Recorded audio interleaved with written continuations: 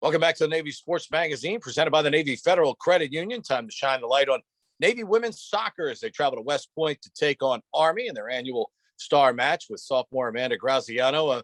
Amanda certainly scoring a goal in this game last year in your freshman campaign. What did that mean to you? And did playing in that game finally kind of put into view what Army-Navy is all about?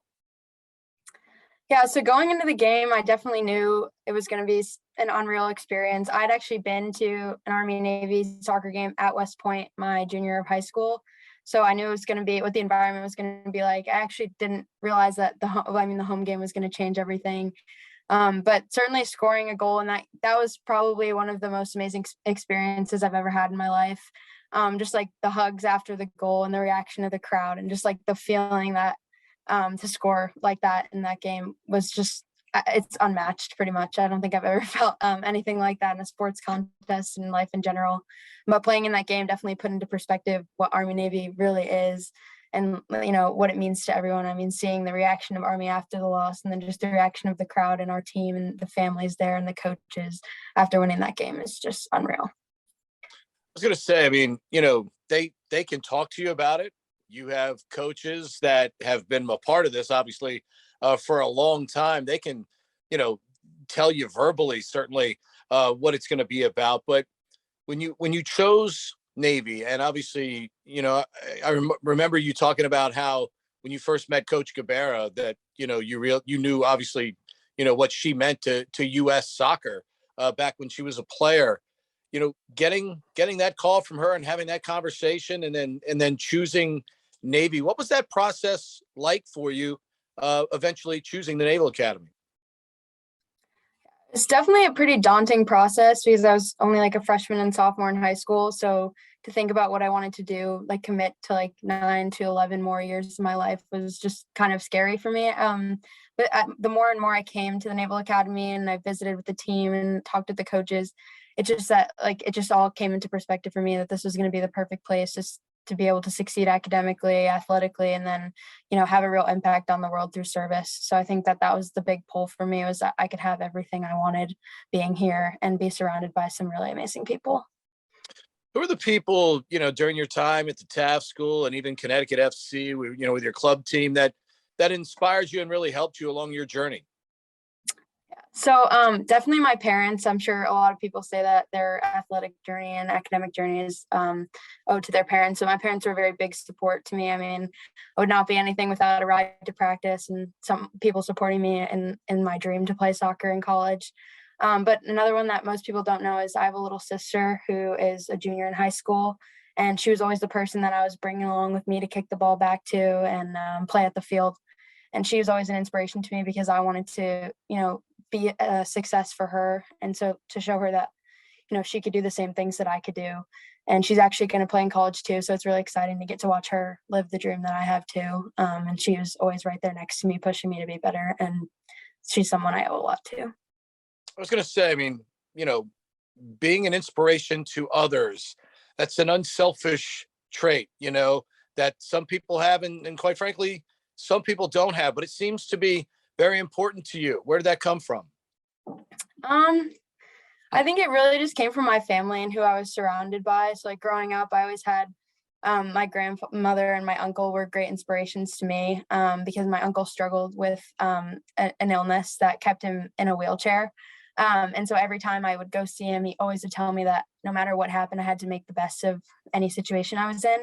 And just being able to grow up with someone like him by my side was something that made me want to just be better for others. And like, I looked at his situation and he was grateful for every day. And so I realized that I had to be grateful for every day because I could do many things that he couldn't do, like simply feeding yourself at breakfast or going on a walk. Like I was so lucky to be able to be playing soccer every day and doing something I absolutely loved. And so that's just what really led me to want to be an inspiration to others and be grateful. You've got some young players on this team that are getting opportunities to contribute.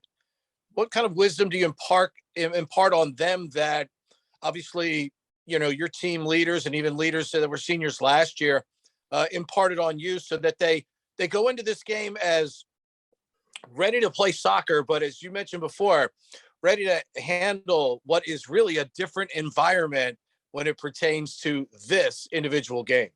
Right. So obviously there's a different kind of pressure and different kind of feeling going into the Army Navy game. But one thing we always talk about on our team is the legacy that is Navy women's soccer.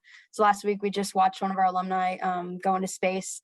And so I think that's something we always remind ourselves of every day, is that we have big shoes to fill and that we need to make the people before us who played on the team and who are doing amazing things in the world now really proud of us. So I think that's one thing that helps us through each and every game, is that this is bigger than soccer, and it's bigger than the 30 girls on the team now.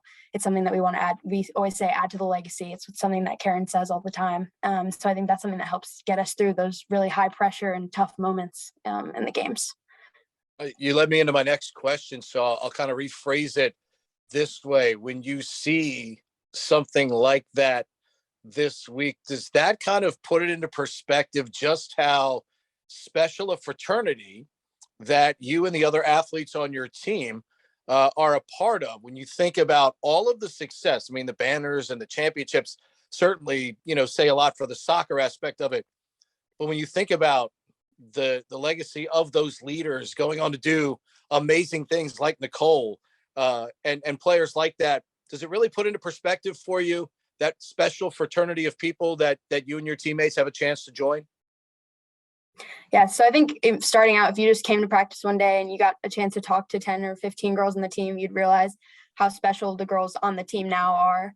And then if you came a couple weeks later to alumni weekend and met all the amazing alumni that we have, you would be even more impressed. So I think something that's really nice is that we always have alumni coming in to speak to us. Karen does a lot to have them reach out, and we even get to do Zoom meetings with them on occasions. And so I think that's something that's really nice, is that you see not just, like you said, the soccer impact of things, but you see like what they're doing in the world, like going to space and things like that. And we just have a great support system to reach out to, because as we're all kind of trying to figure out what we want to do after the Naval Academy in our service, there are so many groups of people. We have a lot of Marines. We have a woman that went to space.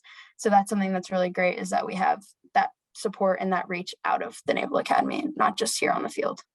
I was going to say, we've got an alumnus who's gone to space. That's a pretty exclusive fraternity indeed. I'll let you out on this: chasing a fourth consecutive star for Navy women's soccer. Is there a sense of responsibility, and as you've mentioned, the legacy of all the great players that have come before, to maintain an incredible standard that Navy women's soccer has written for itself as a program at the Naval Academy?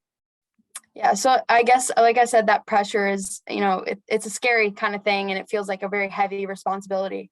But each day we discuss, like we'll have in a pregame or pre-practice meeting, we always discuss, living up to that legacy and adding to that legacy. So I think that, of course, the Army Navy game is different than any other game, but we have always consistently as a team been working to add to that legacy. So I don't think the pressure is much different in that feeling, that each game and each time I step on the field and we as a team step on the field are really trying to live up to that.